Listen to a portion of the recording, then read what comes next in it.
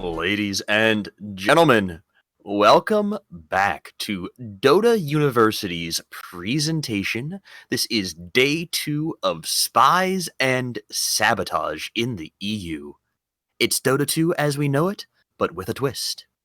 I am Akuma, and here with me, my gracious co-host, Kitty. Thank you for having me again. And welcome, everyone. I'm super excited to see this game. Like, legit.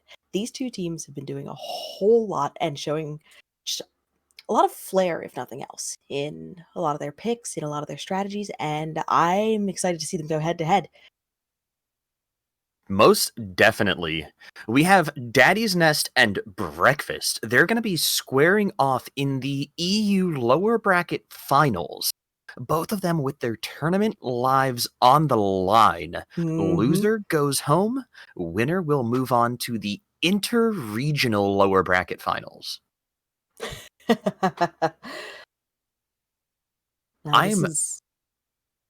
So before we get started, let's talk about some of the economy of this and some of the rules and the way that this works out. So in Spies and Sabotage, we have 3 different sets of modifiers. We have the rules, which are imposed on everybody. We have the contracts, which are self-imposed. And we have the sabotages, which are going to be imposed on the enemy team. And there's been a lot of awesome modifiers kicking around in this tournament. I mean, we just saw a draft with no Agi heroes.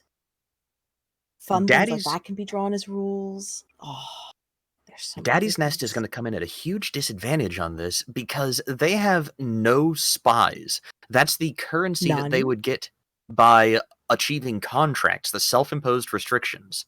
Meanwhile, Breakfast has 22 spies, by far the highest spy count available for anybody in this tournament. So there's up to 4 sabotages that they could choose that are randomly drawn, and they can use those spies. Radiant can't play any, Daddy's Nest can't play any, but Breakfast could buy all of them and still have tons to spare. Hold on a moment. So how many what's the maximum number of games that they could have left in the tournament? Because that now I'm really wondering about that. With 22 spies on hand, you could pretty much buy out all the sabotages, take like 1 or 2 more contracts here and there, and be able to just sabotage your opponents into the ground for the remainder of the tournament, pretty much. Well, we have this game, then we have the lower bracket interregional finals, and then I think that would move on to grand finals, if I understand it correctly. Maybe, no, there's 2 more. So, it would mean that there's a little bit more of a lag. I think they have 3 games that they have to play after this one. So 22 means that if they make it to the next round, they can just buy out every single round, basically. That's impressive and very scary. I would not want to be going up against that. So, I'm not sure if we have the rules ready, but I would love to see. We're going to roll this in. Our first rule is team deathmatch. The first team to 30 kills will win the game and recruit an additional spy, or you can just kill the ancient. This has been a really fun one to watch when it's come up. Yeah, how do you think that's going to affect their draft? Well, it means they can take some more of the like win lane and lose game sorts of heroes. Some of the ones that are just lane dominators that get you like 6 kills in lane. Do that in a couple of lanes and snowball it. Well, now we've also got the attribute restriction int. Neither team can take an int hero. That's a third of the hero pool gone. Not only that, that is a pool that is disproportionately high on supports. That's going to make it really difficult to figure out how to allocate your farm. And as far as our sabotages go, we have Aghanim's Trial. So for 1 spy, a team can force an enemy hero to be unable to purchase Aghanim's Scepter for the entire game. Last Hit Trainer. For 2 spies, the enemy team cannot buy Quelling Blade. Go ahead and take this one, Kitty. If you ask nicely, the enemy team must use Scan and Glyph if able when asked. You may do this twice. That is an absurd amount of value. That is brutal. That breaks high ground. The enemy team cannot pull until the game timer reaches 5 minutes. Oh. This is, for 4 spies, that's gonna really limit what your supports can do, especially without int heroes. So if we do look at it, I think that is an incorrect display on the sabotages. Based on what I am reading, because Daddy's Nest have no spies available, they cannot purchase. So my reading as well is that the Dire, yes, Breakfast has taken every single sabotage. So this is going to be crazy. Kitty, this is terrifying. This is absolutely terrifying. With no int heroes and with all of these restrictions, as we move into the draft, what do you think this is going to impact the game and their draft and the decisions that Daddy's Nest need to make? I think one of the big things is, so, gosh, there's about 20 different layers of implications here. Like, so you're talking about, less seasoned players who are trying to last hit without things like Quelling Blade, who there's not the option of pulling to help fix the wave. You're going to have your supports on probably unfamiliar heroes because of the int hero pool restriction. And if Radiant really needs to get through their laning stage, if they can get through their laning stage okay, the rest of the game can flow from there. But if Dire picks lane winners, then it's going to be really hard. It's also going to be so difficult because of the fact that you don't even have the ability to pick int heroes, a lot of which are lane winners. I'm thinking some of the heroes with orbs, a silencer, I'm thinking Bat Rider, people that can really just be very bully. And we already see Breakfast banning out heroes like the Undying and the Bristle. Undying and Bristle are excellent bans in this format. Undying would fall under lane winning sorts of categories that, if you're looking for kills, he can just rack them up easy peasy. You throw a tombstone down in the middle of a messy skirmish, and next thing you know, the enemy team's dead. One of the things I'm also thinking about as well. So we have the last hit trainer Sabotage. So nobody on Daddy's Nest is allowed to buy a Quelling Blade. We can't have int heroes, there's not going to be techies, that's one thing that you'd be worried about, but do you think that there's going to be a disproportionate number of ranged cores on Daddy's Nest? Will that make Venge a better pick? I think that's going to depend entirely on the comfort of their 1 and 2 player. It is a strong response to the not being able to have a Quelling Blade. Just play a hero that doesn't care anyways. Starting to see some quick picks coming out too. Radiant picking up Snapfire, and Dire having Venomancer and Slardar. Oh, Venomancer's brutal. If that Venomancer Slardar ends up being a 3 and 4 combo in the offlane, that is going to be extremely difficult, especially without having a lot of the int heroes there as supports to secure the Pause 1's farm. One of the other things that I'm wondering, oh no, I would not want to be playing Sven into this. To be fair, he does have good armor. If he can make it through a couple of levels, he can move away into the jungle. In particular, so if Sven wants to be up on the wave, right, he does have cleave and he does have other tools that can help him, more effectively grab the wave and then back up.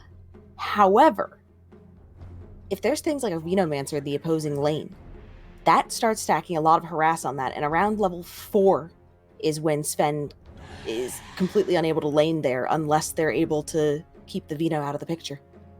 Daddy's Nest banning the Venge, that's going to really cut down on the number of supports available. There's only a couple of Agi supports remaining. I'm thinking Mirana. Yeah, Mirana. Maybe some strength supports as well. We see Snapfire, but I mean, Undying's gone, Bristle's gone. You don't even have Legion that can be played as a weird support. So, like, it's starting to bring me just to question, what are you going to be using to finish off your non-farming heroes? I'm really thinking about that as well. Like, there are still options. The other thing I'm thinking about as well is Sven without a Quelling Blade.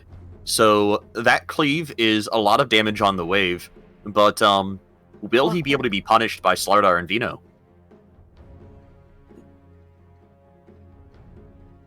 Yeah, I think so. Some of the other ones that do come to mind, by the way, include heroes like Clockwork. It just occurred to me. Oh, Clockwork would be a very good pause 4, pause 5. Additionally, does well against a lot of the ranged options that would subvert some of the ideas regarding not having a Quelling Blade. Yeah, you think of the classic, oh hey, there's a sniper? Yeah, you're just on top of him. What's the sniper gonna do? Cry? That's another hero that I'm thinking would be really good for this circumstance. I mean, you've already got the Phantom Assassin banned out. We might see something like a Faceless Void come out for breakfast, but I'd kind of like to see Daddy's Nest look for a sniper in the mid lane, because there's a lot of the heroes that would typically gap close that you're not going to have access to. Mm-hmm. And we're starting to see a lot of these carry bans coming out. So things like PA and Morphling and Drow, these are good, strong bans in this format. I think I'd like to see as like a pause 4 for Daddy's Nest, because again, we're really looking at support heroes in the Strength Vein or an Agi. Something I'm surprised like you haven't mentioned Earth Spirit. I was just thinking Earthshaker. Clinks is another excellent ban in this format. Oh yeah, there's so few heroes. There's so limited lockdown available outside of a couple of those strength supports that it's going to make it pretty difficult to lock down a Clinks. So I like them banning that out, especially when I think Sven's going to be the dominant hero on the battlefield if he manages to get a good start.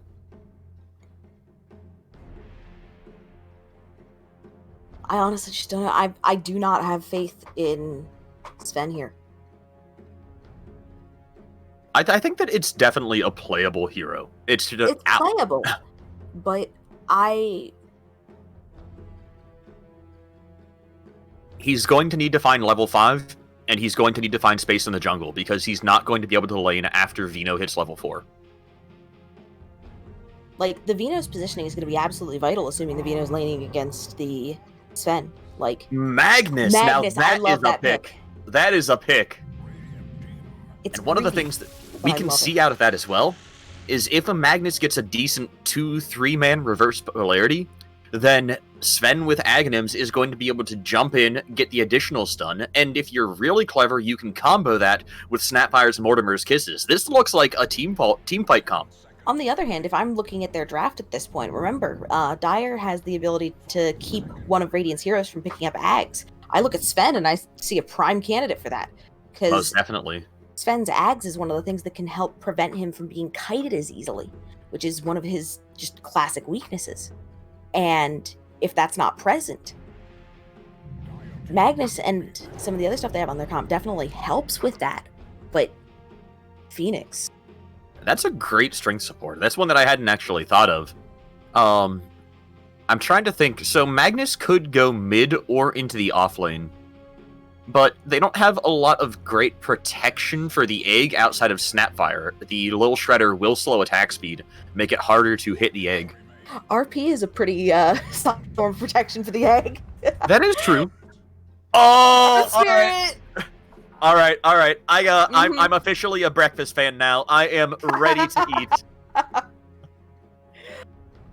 Earth Spirit is one of my favorite heroes. He is incredibly dynamic early on, able to gank, able to disrupt so much. He is one of the supports that I started thinking of in this format, and I was surprised you hadn't mentioned him sooner. I don't want to get my hopes up for a hero that's that difficult to play. We'll have to see. We'll have to see if they're able to pilot it effectively, because if so, an Earth Spirit piloted well is absolutely devastating. They joked that the hero was so bad for so long because it had to be balanced around Jerix in the pro scene. Yeah, and then Jerix leaves the pro scene and suddenly he gets retuned and is seeing a little more play. But definitely a really fun, really dynamic hero. And I know my camera is going to be fixed on him for half the game, so you just have to cast everything else, okay? Well, rip the play-by-play, I guess. But I think he's going to have actually a difficult time against some of the heroes on Daddy's Nest. There's 3 heroes that have really good escape and mobility, even in the face of a knockback. And Snapfire can grant that mobility to Sven as well, so I think it's actually going to be pretty difficult for Earth Spirit to do his job. Spirit game. On the other hand, I'm thinking if you look at Radiant's draft, there is an incentive on grouping up that is indicated in it. Especially if, say, Sven and Magnus get greedy on the same cluster of targets. If Earth Spirit's not caught in that, that gives you an awesome punish opportunity, especially with things like a lot of folks underestimate the order of magnitude of damage dealt by Magnetize, not to mention the additional skills. I'm not even thinking that. I'm thinking geomagnetic grip. If you get a Magnetize and a grip, that's gonna be the entire team's silence. Mm-hmm. That's not a short silence either, so no. It's definitely something that can be punished. It's just a matter of it's incredibly difficult. This is a tall order for Earth Spirit, and I want to know, like, who it is on Breakfast who's going to be taking the bold step of piloting this hero. All I know is I'm looking at this, and this is going to be a bloodbath one way or the other, and we haven't even gotten to really talking about the Viper pick. Like, this is... I'm going to be honest with you.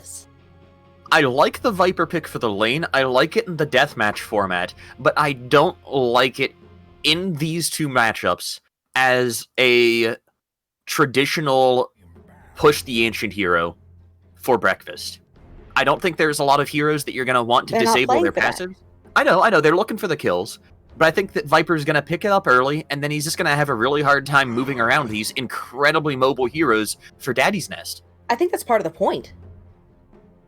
If the enemy team goes on the Viper, because target priority is hard, and we know that like that's one of the things that we see in a lot of this is people don't do things like ignore the Tide Hunter or ignore the Bristle until the rest of their team is dead. If they go on the Viper, then they have things like a Slardar coming in on top of their head. They have a Vino who's able to ult and broadside the team fight. They have an Earth Spirit who's able to counter initiate.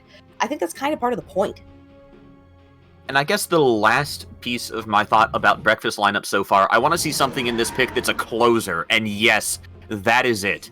That is something that's going to give burst damage that's going to secure a kill.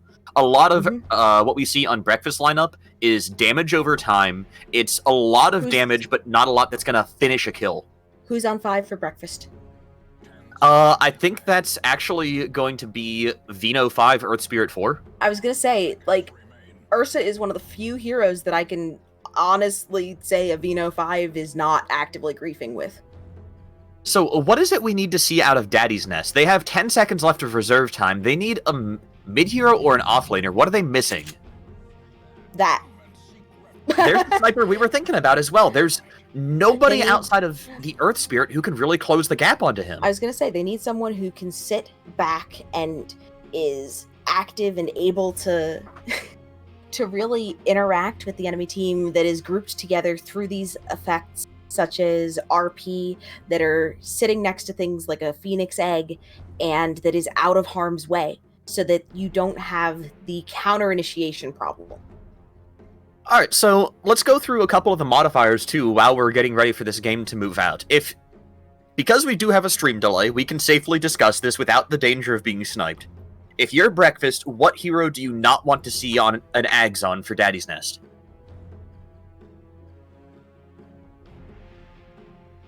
And they are making the call. I'm not going to reveal it to you yet. But what do you think? You think Sven? Mm-hmm. Okay, yeah, and that's what they call as well. They are saying Sven, no Ags. I could have seen a case made for the sniper as well. It is a very annoying one.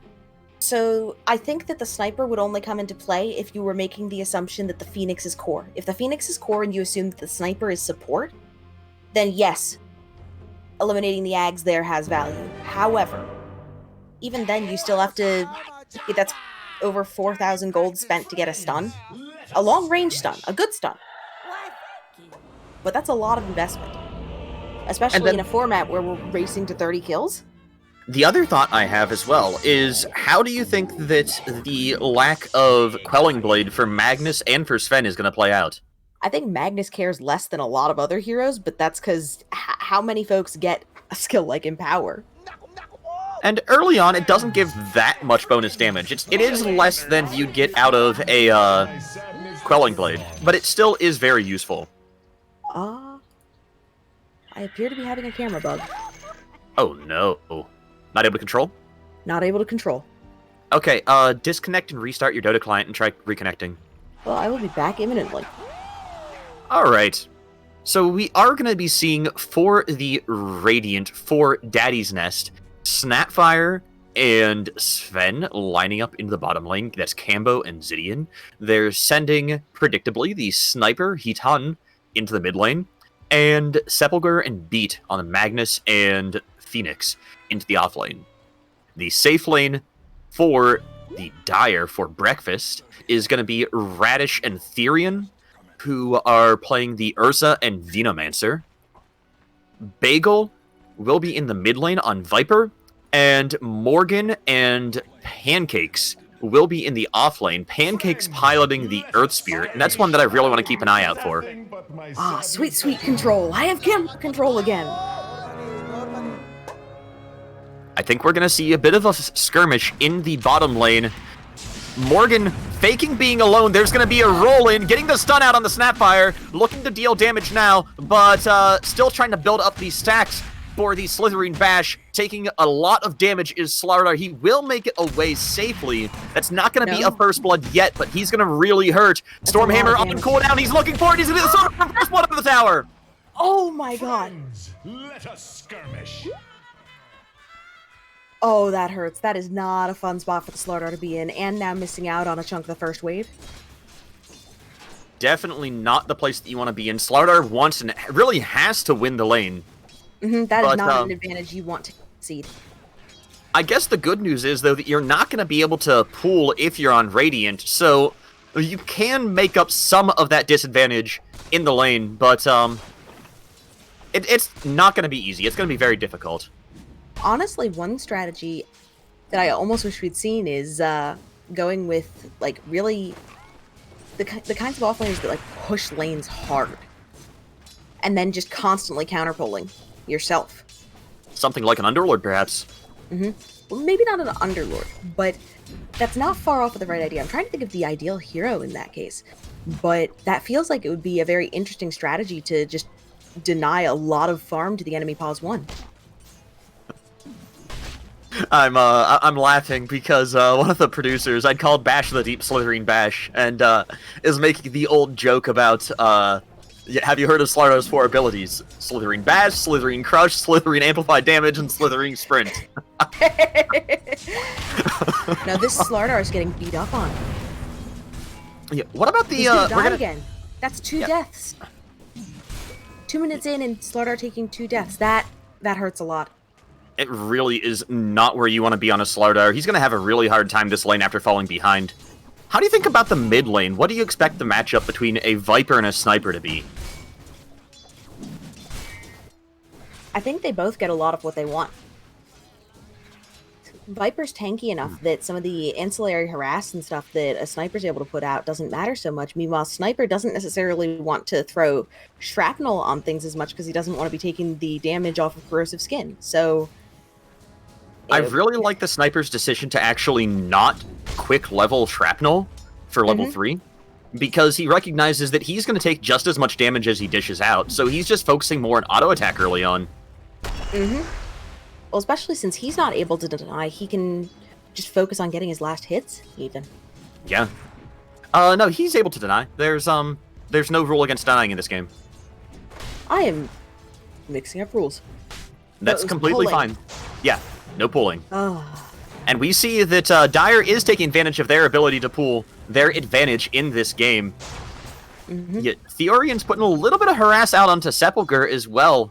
Veno's auto attacks can be so strong. Not taking Venomous Gale, though, that's going to prevent some kill opportunity early on. No, I'm okay with that in this lane. Okay. Yeah, Kitty is our resident Venomancer expert, so I am definitely going to defer to her decision when it comes to Venomancer plays and skilling. Plague Ward. So Plague Wards extends Venomancer's reach effectively. Oh no, the bottom lane in very, very low Slardar. He is going to back away and use the salve. Zidian is also low on health, has a salve bot, not flying it out to him though. They might be getting a kill onto this Earth Spirit rolling in, looking for a bash. AFK in the brain shopping, I think, is going on there. Oh no. Finishing off with a boulder smash. And Earth Spirit's sitting pretty on level 3 now, which means he's happy and ready to party. The Earth Spirit actually almost has as much net worth as the Slardar does. Slardar's been having a hard time farming in this lane just because of, again, taking a couple of those early deaths.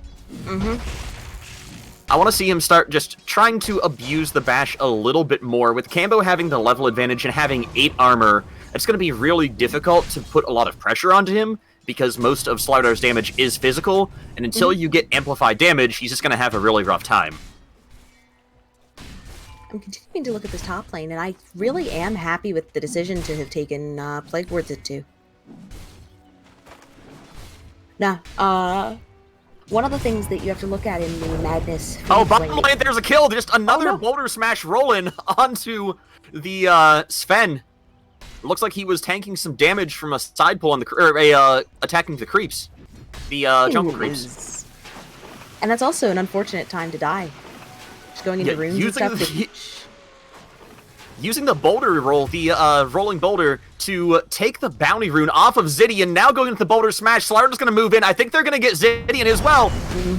Double stun, stacking the stuns a little bit. There's a beautiful Stormhammer. Zidian has a little bit of room to juke, trying to move around the trees, and will make it away safely to the tower. One of the things that was really unfortunate about the whole timing of that sequence there. So Sven took a death going into rune times, which is a time that you can pretty reasonably assume that the enemy support is not going to be in lane, which means that it is a one-on-one farming situation. Oh no, just barely missed the Venomous Gale at max range. Now Ursa being dragged under tower, skewered away, is going to be able to just Earthshock and get the jump that he needs to move away. Meanwhile, Earth Spirit disengaging in the bottom lane. A little bit of a close call there. Sven and the Snapfire going in with the Stormhammer and Cookie and almost getting him. I'm really surprised that the most bloodless lane here so far has been mid lane, but Bagel, with a 2-level lead over Hitan, is definitely shoring up some domination in the mid lane. Sepulchre with a haste rune, very low mana though, can't even use Fire Spirits, only ability at his disposal is Icarus Dive at level 1. So that haste rune is just going to be mostly secured and maybe used for stacking some camps here at the 7-minute mark. Otherwise, pretty bloodless overall. Yes and no, it's... The best farm in the game is going the way of the Magnus, but hasn't been able to get much outside of just the double bracer so far. Magnus does suffer against heroes like Ursa, who are completely happy just staying in their face and punching them.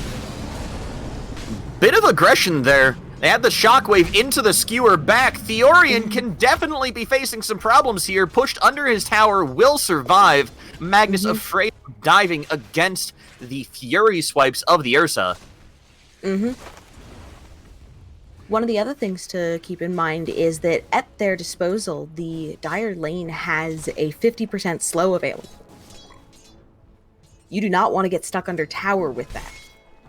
Yeah, and they have multiple slows between the Earthshock and the Venomous Gale. There's just a lot of ways that you're going to get stuck without movement unless you've got Icarus Dive or Skewer available. Theorian with the Venomous Gale out onto Sepulchre. Ursa cutting through the trees to try and close the gap, but Icarus dives away. Both Beat is very low on health, and Sepulchre waiting for the Tranquil Boots to come off cooldown. Sepulchre is very glad to have Tranquils after that exchange. Definitely. Looks like Bagel's been having a hard time keeping that level advantage, and is just 1 level ahead in the mid lane anymore, a half level. Sniper's been working on parallelizing farm some and making use of, in particular, the small camp that is now north of the Radiant lane. I feel like Bagel may have been trying to get a little bit active, and is actually going to be using the Invis rune to move to the top lane and look for a kill possibility onto either Sepulchre or Beat.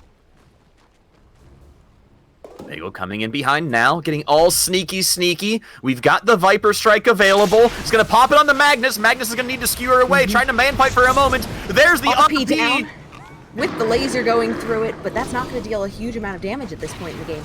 Just Sniper TPing the top. No kills happening out of this. The shrapnel is down, trying to poke away at Bagel, catching a couple of the long-range shots, now using Assassinate. That's not going to finish off the kill, but does cancel a salve. That's a lot of value in and of itself. both those mid laners going to be trudging back to mid lane. Bagel with their tail between their legs, unfortunately. Although Viper doesn't really have legs, just their tail down under the torso, I guess? How would you... Given the skin, I think it's tail above the torso in this case, but really pedantic. But we did see God Strength get popped in the bottom lane. It's almost out of cooldown. Not going to be able to get too much value out of it here. That's about to go down. We see the boulder in. We're going to look to smash him back. Missing the double stun, getting a single stun. There's the silence out, smashing the boulder forward. Now they're looking for Zidian. Morgan doing a ton of damage, has the amplified damage out, crushing onto the Sven. Sven now the target, getting stunned out by the rolling boulder. But the TP in the rotation. Sepulcher may be there to save this and actually taking the kill onto Morgan. The Slardar may go down to the damage over time. There's the extra damage. There's the Fire Spirit. So much popping out. Getting pushed forward with the Sunray and the Cookie that finally secures the kill. The Holy cow. Pancakes takes out the Sven under his own tower. Did the Sven walk back into lane without having healed after that exchange? He did. I think that's what happened there. He was trying to farm. This is Rolling Boulder onto the Snapfire as well. They're going to be looking for a Boulder Smash, getting the Geomagnetic Grip to silence, and not enough mana for Smash, I think? No, they had it, just didn't want to use it.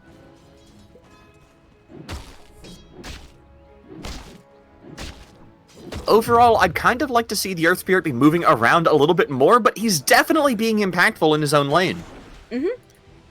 Honestly, at this point, I say you treat the Earth Spirit as the 3. Magnus with almost 1,800 gold banked right now. What do you think he's going to be saving up for? We don't see anything on his quick buy. Blink Dagger. Think he's going straight blink? I can respect that. I think that if you're in a format where you're seeking kills, having that Blink Dagger on Magnus is high value. Additionally, you're going to have things like the option of bringing a Sven in to back you up. Stormhammer is an AoE stun around the point target. You can chain that out of RP to just give you this extended opportunity for damage. Morgan and Bagel looking for the tier 1 in the bot lane. There's also a rotation into mid. I think they're going to try and wrap around the sniper and pick him off. They don't know that Cambo's there yet. The Rolling Boulder missing, getting the grip out, trying to smash that back, slowing down Cambo, but Hitan is unaffected, and now Pancakes and Radish are going to need to retreat as the rotation comes in. 4 Radiant Heroes, 5 Radiant Heroes in mid. Yeah, that, I think, just really tipped Radiant's hand hard in terms of which win condition they're pursuing. Things like Sniper are in there as sort of like a late-game insurance if they're not able to get that win condition of, you know, hitting 30 kills, but they just had this disproportionate response to this not quite skirmish. And while the enthusiasm's appreciated. Oh no, this could be bad for Cambo. He's a little bit overextended, but they're not... Mana's a little bit too low on the Earth Spirit, and they're not going to be able to really find a pick on him. There's also the DD Sniper that they're aware of, and you got to be so careful on your positioning with that. Did Sven just leave a neutral? Sven just left an Ironwood tree. Oh no. Which That's is going to be picked up by Pancakes. No, he doesn't see it. They don't see it. They're going to walk away. That Ironwood tree can be such a hefty amount of power in the early game. 6 Those to all stats are stats. just such nice value. Oh, absolutely. Especially on heroes that are mana starved. You don't have any int heroes. That's 6 of all stats means 120 max health means... What is it? 6 times 12 max mana. So about 72. half a spell more. Mm-hmm. You get a point of armor, which is just really nice for a lot of these heroes. Almost a point of armor. We're seeing basically a 4-in-1 strat for Radiant right now for Daddy's Nest. But one of the things we're seeing is that this 4 stack is... They're not even clearing camps. There's no camps to clear at the moment. And they're just kind of sitting around not being active. The only person who's getting any resources is Papa Cambo on the Sven. Mm-hmm.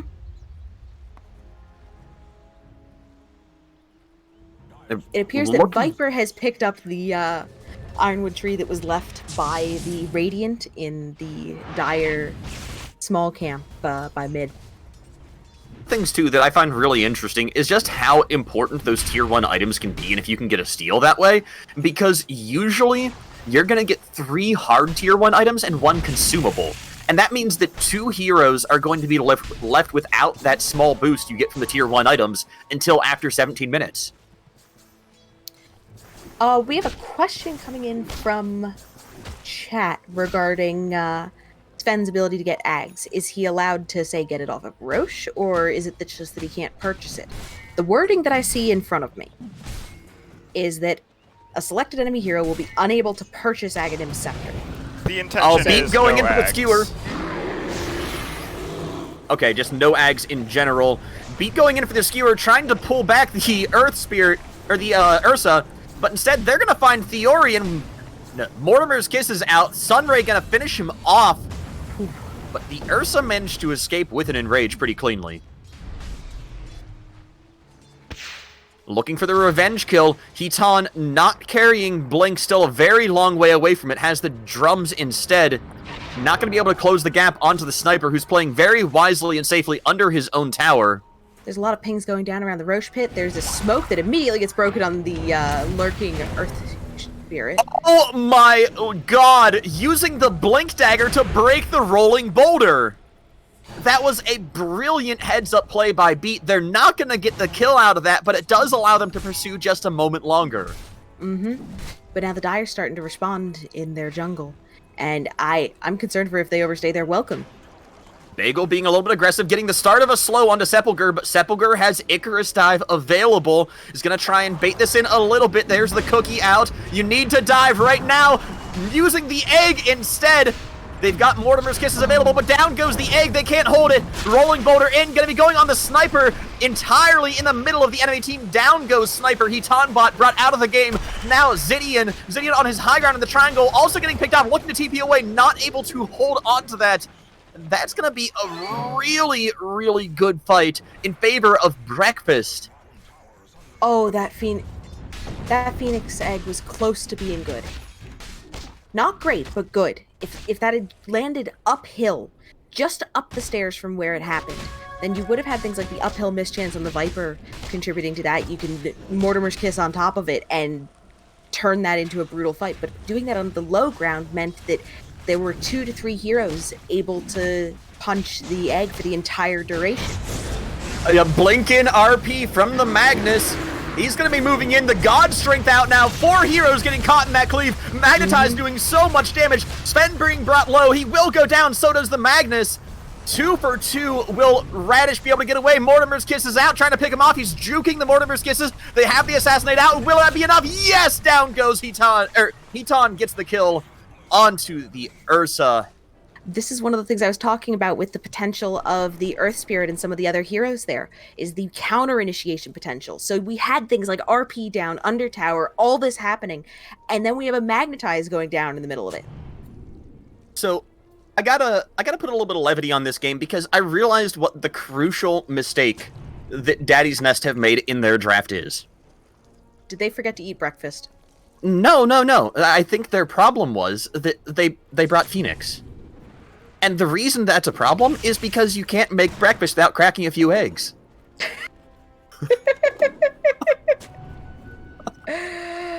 Oh, man. Morgan a little bit low in his own jungle, but we're going to farm this up. I don't think he's going to... No, he's on top of Radiant Wards. They can literally just assassinate him from the low ground. They've got perfect ward coverage right here. All you need is a little bit of extra damage and then an assassinate, and that's a dead Slardar. This Observer Ward's actually expiring in the Dire's safe lane jungle. And I think that Radiant is going to be able to take out the tier 1 tower top. Absolutely. That is the last tier 1 for the Dire. So Breakfast has been served a notice of losing all of their tier 1s. Yeah, Zidian beaten Sepulcher, moving into the mid lane. They're trying to converge. I think they're going to be looking for a big fight, but they don't have RP. They've only got Egg for their big ultimates and maybe God Strength. Coming up in 5 seconds.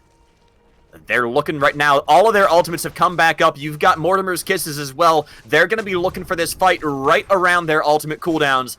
Magnus moving aggressively, blinking in. He's going to find the Venomancer.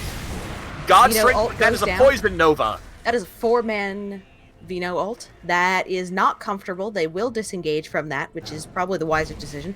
Of note is the fact that Poison Nova itself cannot kill you. The only way that Vino kills you with that is if there is another source of dots on you, in particular the Poison Sting. So disengaging there, or potentially an urn, but disengaging there is a very wise option. Lets them reset, take a sec, and they still have RP. And the other thing that's super important about that is they wasted no ultimates on it, but that gave them 1 additional kill. They're 2,000 gold up, and it's keeping the kill count very, very close. I kind of think that Daddy's Nest has either win condition available to them right now, whereas I feel like Breakfast really has to focus on getting those kills. I don't think they're going to win by Ancient. I think they've lost a little bit too much momentum at the moment. Like,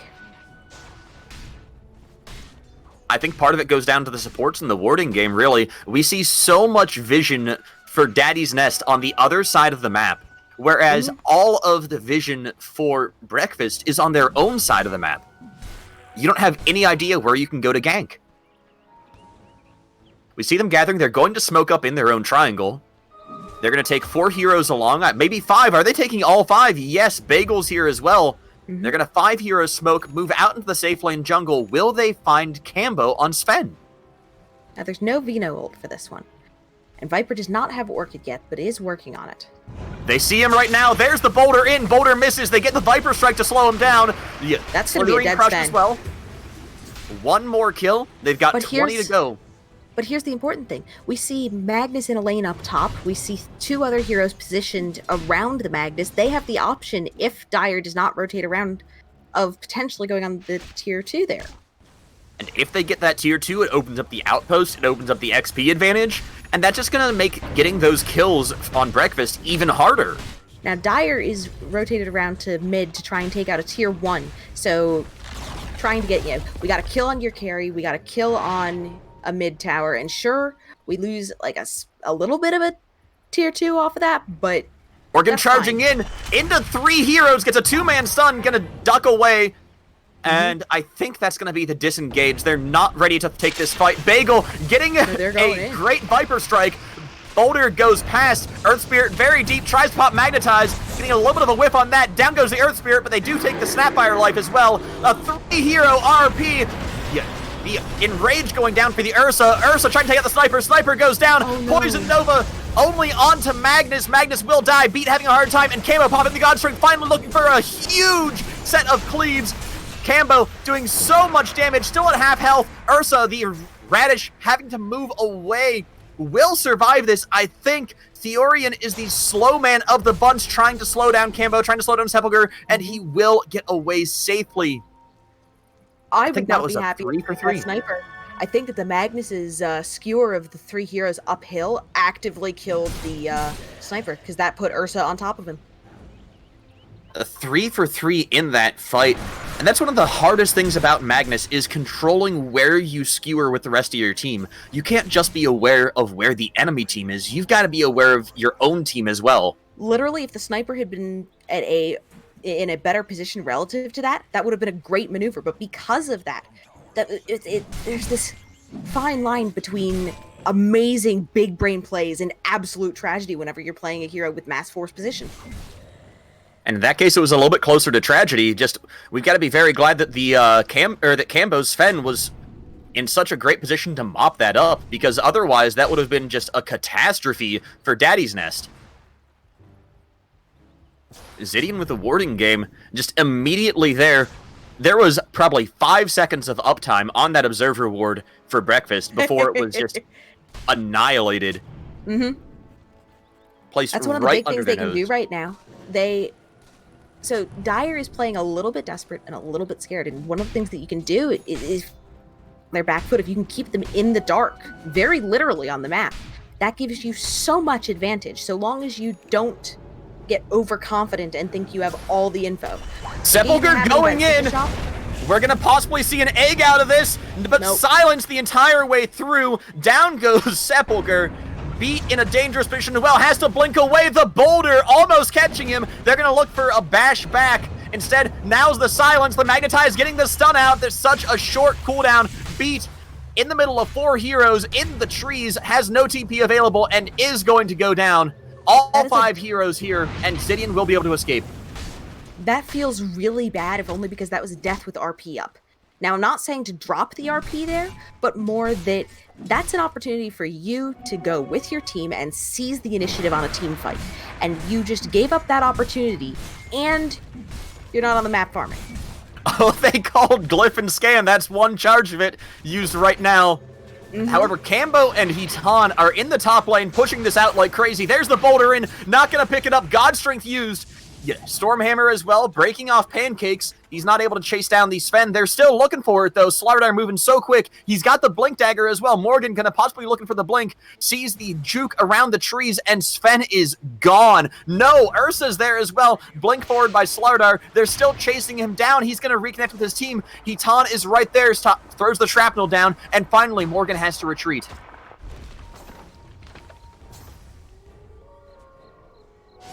A little bit unfortunate that they called for the wasted...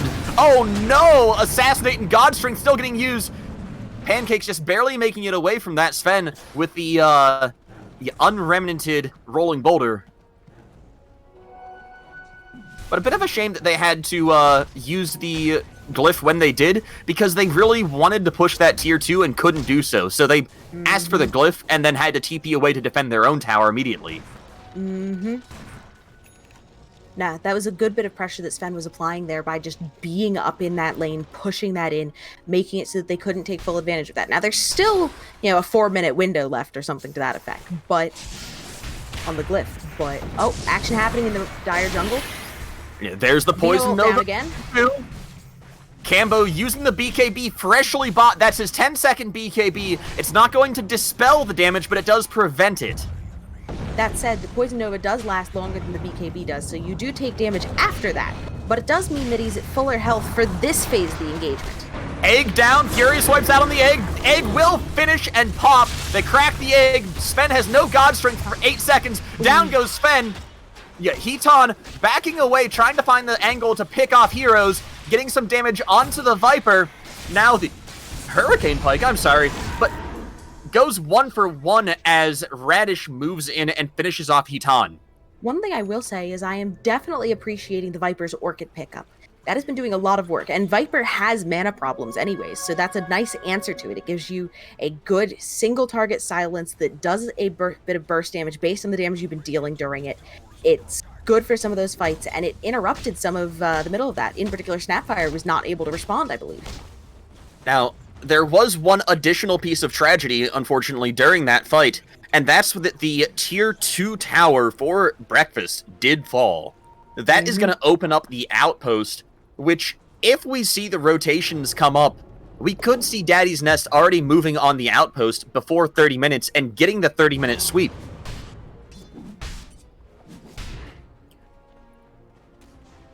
Meanwhile, the tier 2 towers for the Radiant, their bot tower is very low, and there's been a decent chip of damage on the mid tower.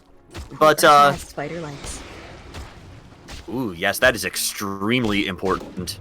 He's going to be able to close the gap so much better, and with Enrage, he's so hard to kite.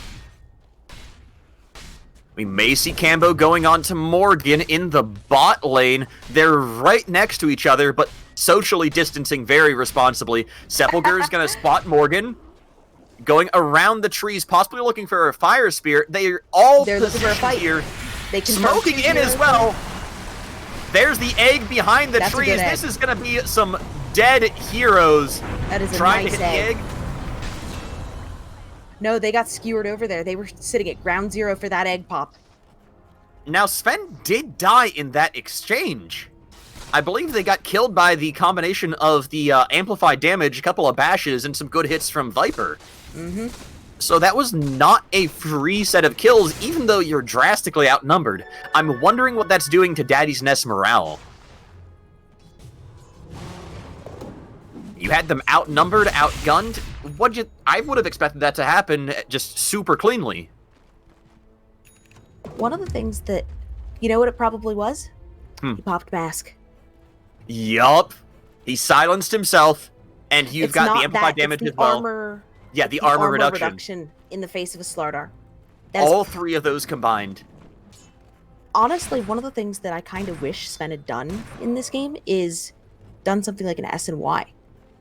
Like, there's some of the stuff on the Radiant. You know that they have a Slardar that is going to have Bashes available that pierce BKB. You know that there's going to be an Ursa, which means that eventually he's going to go Basher, Abyssal, etc. So having something with status resistance that also amplifies some of your own ability to heal is just really friendly. Also, it makes it harder to kite you. You're more easily able to get in position, especially since you don't have the luxury of the eggs. And honestly, it just feels like a good pickup. I've got a hot take, actually, about the Sven's item build now that I look at it again. I got a hot take on this. I think the Echo Saber's a mistake because he can't get Ags. I think that the Stormhammer's bonus hit is a huge reason why you pick up that Echo Saber, because it gets you in and it gets you the free extra hit. I think that was a mistake. I think an S and Y would have been better there. I think pretty much any kind of damage item would have been better. Like Midas, S and Y, something to that effect? I'm not very familiar with Sven builds, but that does... Midas, S and Y, break it into a Manta and a Halberd, and that means that you can take out the Ursa as well. Zidian's going to pick off the kill on the Snapfire, or Zidian's going to get killed either by Bagel, and they're looking to get the counter kill on Sepulcher. And or on Morgan, I'm sorry. Ursa's running around this fight too. Pancakes rolling in, not connecting. That is a deep dive. Yeah, that short cooldown is so incredibly good for keeping that hero alive as he skills up Rolling Boulder. But for real, though, I think that the Echo Saber has a lot less efficacy. Oh no, they scan out the Roshan. This could be disastrous. You do have an Ursa and a Slardar, two of the best heroes for taking Roche. But it's 30 minutes in. There hasn't been a Roche yet. You've got a Magnus, you've got a Sniper, you've got a Phoenix. You can't go into the Roche pit while any of those heroes are alive. They got picks off on things like the Phoenix, who had already popped ult, so even if he buys back and comes in, they had that option earlier. But I mean, think about it. You have one of the best Roche taking lineups on the Dire, but one of the best Roche fighting lineups on the Radiant. The only thing you're missing is the Disruptor. I still go for it. Every single hero on the Radiant, get two of them and you can defend the Roche pit. You can fight in there and win a fight. Having all five of them up, or even 4 or 3 of them, you're never gonna win a fight in there. The only way you get is if you sneak it. Honestly, they probably should have done so earlier. Yeah, I definitely agree on that, but it's just, I think that there's a lot of fear in there because you realize how strong that lineup is at Roche fighting. We're going to see the smoke out, Pancakes going around. They're going to find Sepulcher. Is Icarus Dive available? They have the silence. They have 3 silences out, and down goes Sepulcher.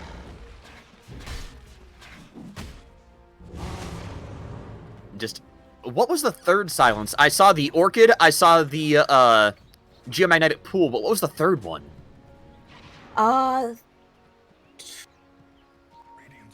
Good question. I saw 3 silence icons. I gotta figure this out. It's a Mindbreaker? Yes, they have a Mindbreaker on Viper. Oh my lord. The triple silence. That feels like some Matrix action right there. And you see now that Phoenix is out of the way, they're like, okay, let's go finish that Roche.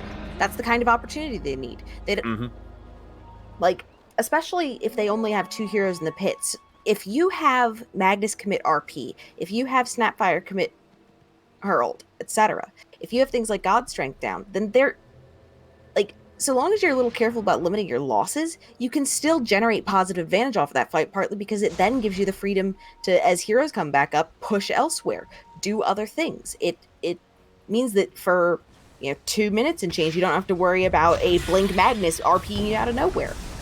Orchid out on the Phoenix, Stormhammer coming in to take on the Viper, Bagel getting pushed back a little bit, Hitan doing a great job of pot-shotting. They're looking for a way in. This fight wants to break out. There's the egg near the cliff, not quite getting onto the high ground, but that's just going to be a disengage. Bagel taking so much damage from Mortar's Kisses, and the stun also. Pancakes was not out of range of the egg pops, and down goes 2. RP, they're looking for more. They're going to try and find Radish. Radish enrages, and they're going to pick up the kill as well onto Morgan. Morgan just getting pulled into the middle of everything. Fiorion's going to try and TP away. Does he have the time? Yes. Stormhammer's not able to come out, and that is going to be 3 for nothing. That egg is good. one of the things to note about that fight, and some of the things that we've been seeing happening around a lot of these fights, in particular around like the secret shop and the river throughout the tournament, is the problem of retreating through choke points. So Egg dropped over the Radiant secret shop. Okay, sure, fine, we'll run away from it. We don't have enough heroes there to punch it, but you had at least 2 heroes retreating through the river. Choke points, which means that is a perfect lineup for things like Mortimer's Kisses and other like really strong choke point skills. So that's part of why they just got decimated there, is because they were taking a fight in a position where they had to retreat across the river, so go through 2 choke points in some cases to disengage. And that's really hard, and they didn't have enough, like, they have great vision on the other side of the... Or no, they don't anymore. I'm looking at it.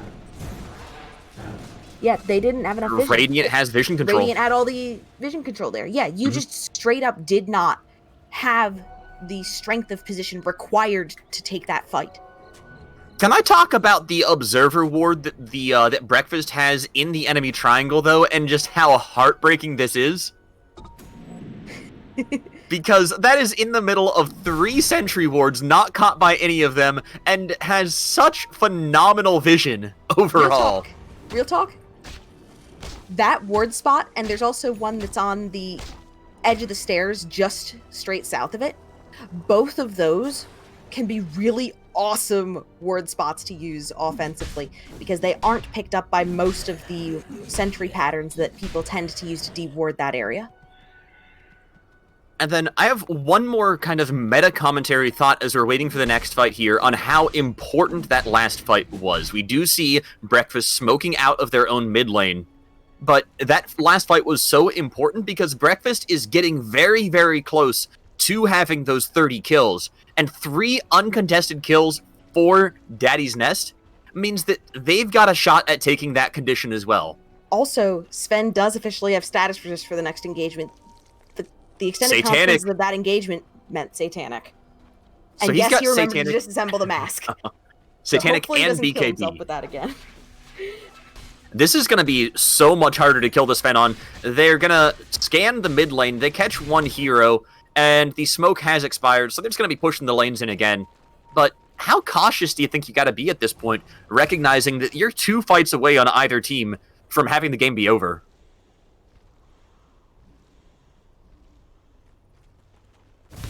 I mean... It's nerve-wracking. It really is. Straight up. It's a game of rocket tag. There's the 5-man smoke out of the dire triangle. Was it caught on the ward? I think it was. We're seeing everybody retreating on the dire, moving back Dire into their own urns. jungle. They have 2 urns? One of them is backpacked at the moment. Earth Spirit made one, but yeah. We also have a vessel on Vino. Moments like that are heartbreaking when you spot them. I actually don't mind that so much. The Earth Spirit wasn't upgrading, and he's got a couple of them out there for just a free heal, because they weren't really playing together in the early game. I don't mind that so much. If he'd upgraded to Vessel, I'd have a problem. But him backpacking that is pretty smart.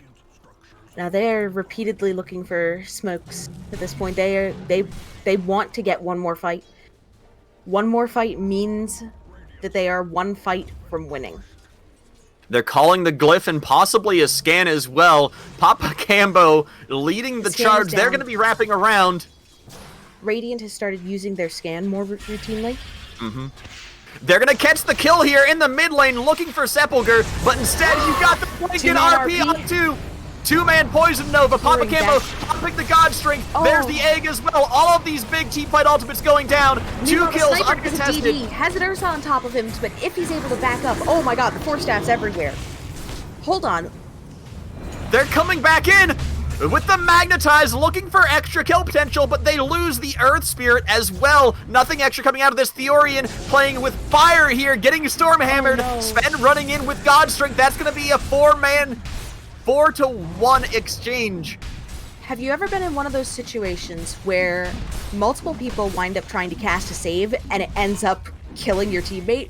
Yes. Sniper Hurricane piked away from the Ursa to get out from under him, but an ally attempted to force staff him.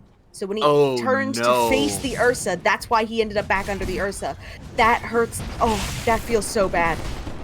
Yeah, there's such a festival of folly involving the sniper and forced reposition this game. Like, you don't have time in these fights to communicate everything that you need, but at the same time, you've got to tighten up your comms and just make it be just force stab me, like, or don't do it, like, turn, just something to call that out in the bedlam. I'm okay. Yeah. Like, something like that, honestly, is... something to make sense of the bedlam. And I think that's where having, like, a clear caller will help, but you have to be aware of so much when you're doing that. Any bets on whether True Sight is very expensive this game? It appears that Sniper has picked up a Shadow Blade. Now, there's a lot of sentries out in the jungle. It just depends on whether we're going to run into the fights in the lane, or if the last fight's going to occur in the jungle under one of these sentries. Most of those sentries actually are expiring, so this could be a great window of opportunity. That's one of the big things I was noticing, is just how long some of them have been there. The Radiant know that there's 4 heroes in the top lane. They don't know about the 5th one yet, but they might be seeing it here. This could be a big opportunity for them if they don't expect there to be True Sight. Ooh, Radiant picking up a Timeless Relic. I love that item. That is a beautiful one to find, too.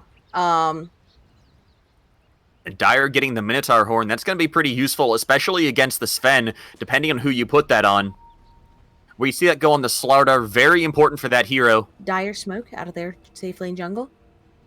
They're going to be crossing the river. They're going to move right into the Roche Pit. They're going to see that there's nothing there. Oh, no. Moving out, the smoke pops. On Sepulcher scouting it out. He's going to see this. Just sitting on the high ground, waiting. Everybody is there. This is ready to be a party. Roche spawns literally while just Pancakes respawned. is in the pits. The smoke has not popped for him yet, though. This is the chaos that we need. This is where the party starts. Everybody, get your Hawaiian shirts out. Get your party hats. Maybe even a brewski if you're old enough, because this is time to party. Sepulchers posturing around, both these teams really just trying to poke with their positioning, but afraid to go out of position. Morgan is the one who's exposed, showing on the wave. His entire team is very disconnected, but they're not aware of that on the Radiant, so they can't move in. That ward in the safe lane Dire jungle did expire, so Radiant's just rotating away. They're not ready to take this fight. Sven is making Butterfly. I really approve of that against the Ursa. I actually don't know. Like, so here's one of the awkward things. Sven made an Echo Saber earlier. When one of the things that you can do with the mask, depending on stuff, since you have the Morbid Mask in it, you have the Quarterstaff, is disassemble that and eventually make, in some games, Orchid is the pick. Or the Echo Saber going into something like a Silver Edge eventually. But because of the order in which things happened, we're now picking up a Butterfly, and I don't know how I feel about that. So let's go ahead and run with that for a second. You don't have Aghanim, so you can't get the Superman jump in. So if you're Sven, who would you think to Orchid? Who is the big kill problem? Is it the Earth Spirit? Is it the Venomancer? We've been seeing the Veno just melt, and he usually manages to sneak out the Poison Nova. I can see that. He's been getting a lot of escapes by being uncontrolled. So like if he jumps in, you silence him, he's stuck in there. And since Earth Spirit has been diving in and out a lot, you can get an almost free pick that way. Additionally, you can think of it in the logical extensions of Bloodthorn being a burst damage item. It gives crits. This is going to be, they're starting on the Roshan right now. Dire Breakfast is starting to rotate that way. They know that the ward went down. They saw it happening. They're smoking out of their mid lane. Gonna be looking for this fight. The spread, the formation on Daddy's Nest is so good. The only one in the pit is Cambo. They're ready to collapse on this pocket. You know what Sven could honestly do this game? What could he do? A Blink Dagger.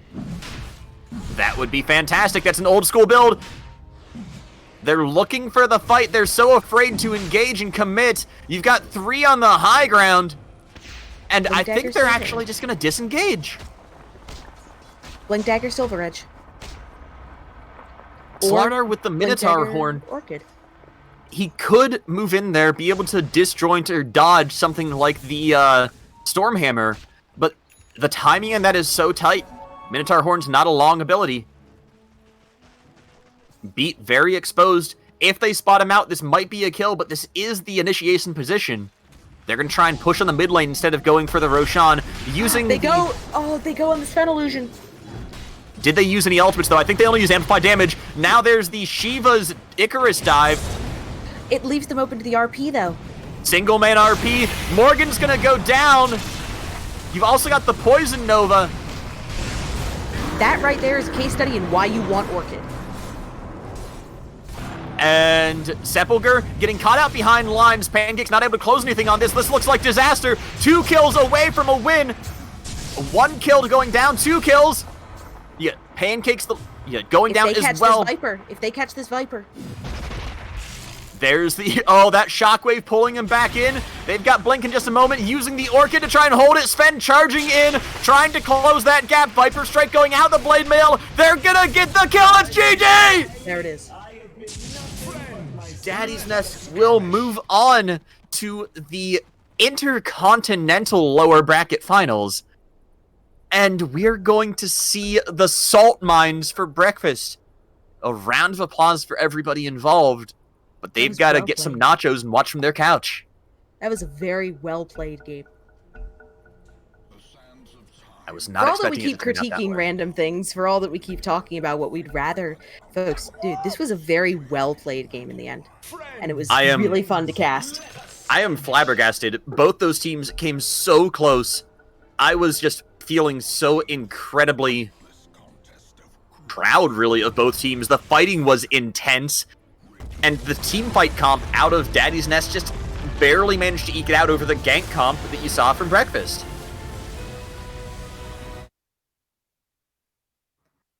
Holy cow. Holy moly, even. So with that, we are going to be moving to a short break, and we'll have more Spies and Sabotage action coming up.